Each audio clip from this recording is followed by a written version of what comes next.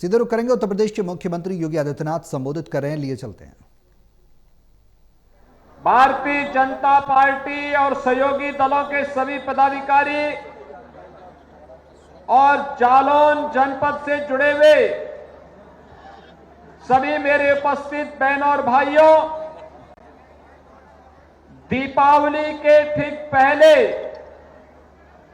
मुझे जालौनी माता भगवान वेदव्यास,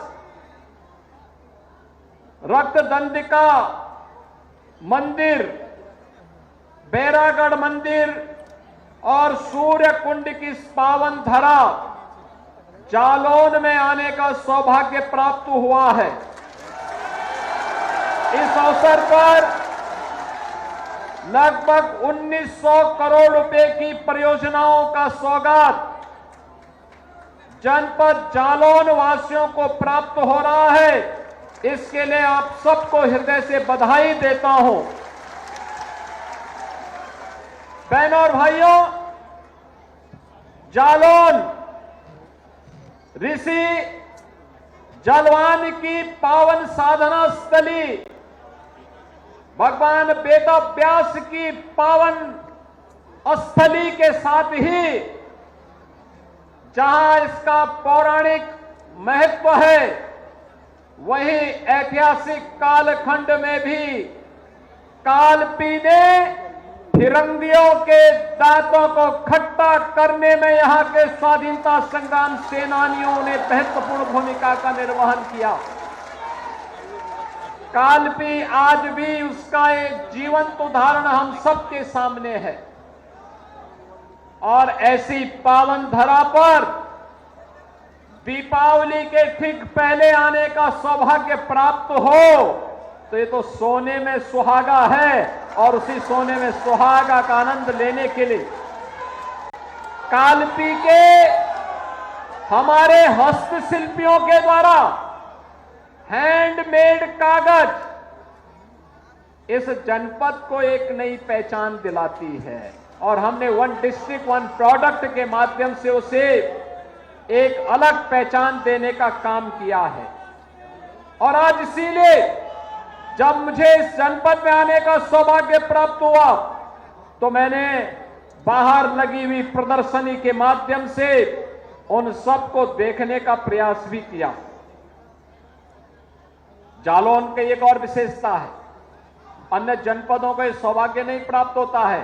5-5 नदियां एक साथ यहां पर प्राप्त मिलती हैं। यमुना, चंबल, सिंध, पहुंच और क्वारी, ये 5 नदियां पंच नदा के रूप में यहां के आध्यात्मिक और धार्मिक महत्व के साथ साथ यहां की ऐतिहासिक पृष्ठभूमि को भी हम सबका ध्यान आकर्षित करती है। बहनों और भाइयों, और इसीलिए हमारी सरकार ने तय किया है, अगर बुंदेलखंड एक्सप्रेसवे आपके जालौन जनपद के बीच से निकली है तो पंचनदा का प्रोजेक्ट भी बना करके जालौन जनपद की भूमि को लहलहाते हुए खेतों को एक बार फिर से सबसे उर्वरा भूमि के रूप में बदलने का काम हम करेंगे। मैं धन्यवाद दूंगा आपको कि लगातार सम विषम परिस्थितियों में सामना करते हुए भी आप लोगों ने विकास को प्राथमिकता दी और विकास की सोच रखने वाले जनप्रतिनिधियों के साथ खड़े होकर के उन्हें विजयी बनाने में अपना योगदान किया। आज उन्हीं जनप्रतिनिधियों के परिश्रम का कारण है कि 1800-1900 करोड़ रुपए की परियोजनाएं आज जनपद जालौन को उपहार के रूप में प्राप्त हो रही है। बहनों और भाइयों, जब अच्छी सरकार आती है तो अच्छी सरकार विकास भी लेकर के आती है, रोजगार भी लेके आती है, सुरक्षा भी प्रदान करती है, हर एक तबके के लिए स्वावलंबन का मार्ग भी प्रशस्त करती है। लेकिन जब सरकार बुरी होती है तो सरकार ऐसे ही समस्या खड़ी कर देती है जैसे 2017 के पहले पहचान का संकट प्रदेशवासियों के सामने आया था। अनुमान करिए 17 के पहले क्या होता था। 2017 के पहले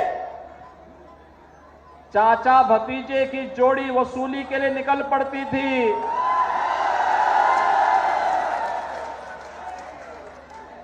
प्रदेश में पर्व और त्योहार चल रहे हैं। आपने देखा होगा कुछ लोगों को गलतफहमी हो जाती है और गलतफहमी के रूप में उनको ये लगा कि जैसे सपा की सरकार के समय उनके द्वारा उत्सव के पहले और किसी भी पर्व और त्योहार के पहले दंगा कर दिया जाता था, हिंदुओं के पर्व और उत्सव में पानी फेरने का काम होता था। यही कार्य डबल इंजन सरकार में करेंगे। लेकिन वे भूल गए सरकार बदल चुकी है, भाजपा की डबल इंजन की सरकार है। ये सरकार दंगाइयों के सामने नाक नहीं रगड़ती बल्कि दंगाइयों को नाक रगड़वा करके पर्व और त्योहार के उत्साह को सुरक्षा और सम्मान के साथ आगे बढ़ाने का काम करती है। आपने देखा होगा कैसे 2017 के पहले हर पर्व और त्योहार के पहले पर्व और त्योहार के उत्सव को गुंडे बदमाश दंगाई कैसे उस उत्सव में रंग में भंग करने का काम करते थे। और इसीलिए तो मैं आज समाजवादी पार्टी के मुखिया के बयान को पढ़ रहा था। उन्हें भारत के सामाजिक न्याय के पुरोधा, उन्हें भारत के संतों की परंपरा में सांप्रदायिकता दिखती है और उनको इन दंगाइयों में शांति के दूत नजर आते हैं। बहनों और भाइयों, शांति के इन कथित दूतों का जो दंगा फसाद करते थे, बेटी और व्यापारी के सामने सुरक्षा का संकट खड़ा करते थे, इनकी जगह कहां होनी चाहिए ये डबल इंजन की सरकार ने बता दिया है।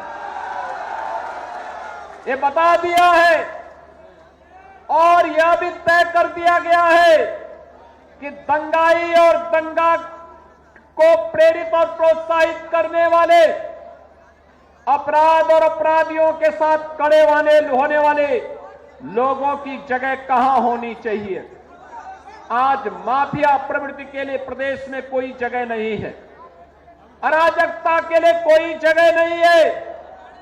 बेटी की सुरक्षा हो या व्यापारी का संरक्षण, अन्नदाता किसान की खुशहाली हो या नौजवान के रोजगार की व्यवस्था, यह डबल इंजन की भारतीय जनता पार्टी की सरकार पूरी प्रतिबद्धता के साथ करने के लिए संकल्पित है।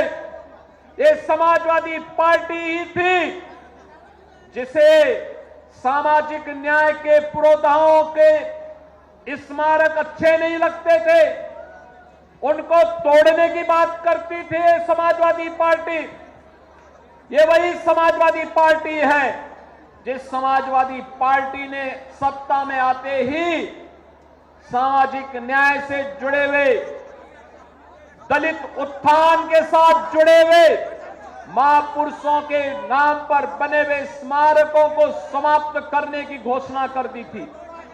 ये वही समाजवादी पार्टी है बहनों और भाइयों जिसने 2012 में सत्ता में आते ही पूरे प्रदेश के अंदर एक जनपद एक माफिया पैदा करके उस जनपद में अराजकता फैलाना प्रारंभ कर दिया था।